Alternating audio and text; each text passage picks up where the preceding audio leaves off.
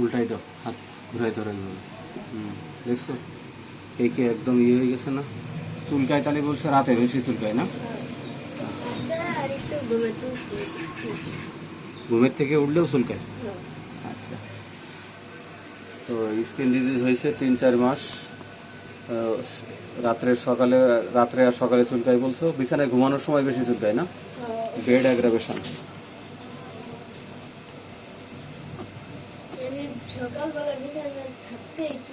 হ্যাঁ, সকালে চুলকায় আর রাত্রে ঘুমায় চুলকায়। আইসক্রিম পছন্দ, চিলি পেশেন্ট, এর সমস্ত সিমটম আমি ফসফরাস পাচ্ছি।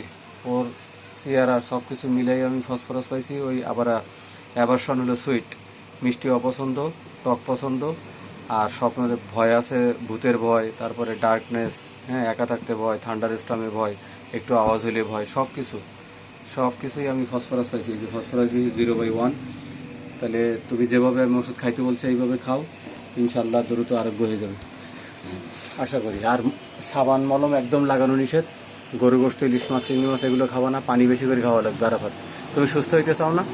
তো সুস্থ হইতে চাইলে পানি কিন্তু বেশি করে খাওয়া লাগবে। আর রাগ আছে কিন্তু এত না, আর ইন্টেলিজেন্ট, বুদ্ধি আছে, কিন্তু পড়ালেখায় বুদ্ধি নাই, কিন্তু অন্যান্য দিক দিয়ে সব দিক দিয়ে মাছটা খুবই বুদ্ধি, মেধা খুব ভালো।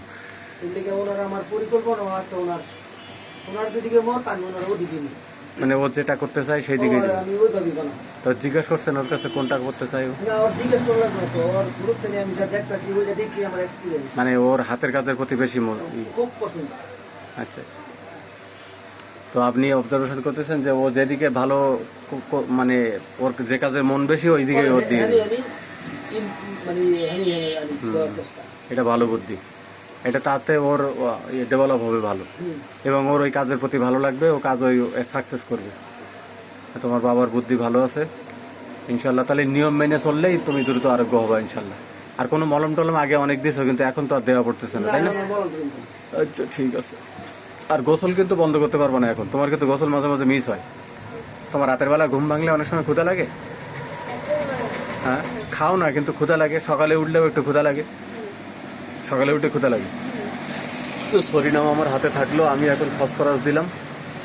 সরিনাম ওষুধটা আমার হাতে থাকলো, এখন আমি আগে ফসফরাস দিলাম, এই ফসফরাস 0/1 দিলাম। এটা খাইতে থাকবা, এটা খাওয়া হয়ে গেলে পরে আমি আবার ওষুধ দিব। তুমি তো ব্যথা করে না? ব্যথা কমে যাবে। ওই ব্যথা করে পেকে আছে না, একদম পেকে তো একদমই হয়ে গেছে। একটু কুসুম গরম পানি দিয়ে ধুয়ে ফেলবা, ধুয়ে ফেলে নারকেল তেল লাগাই দিবা, তাহলে দেখবা যে আর ব্যথা করবে না। আর ওষুধ খেলে আজকে খাইলে ইনশাল্লাহ কালকের ভিতরেই ওই ব্যথা কমা শুরু হয়ে যাবে।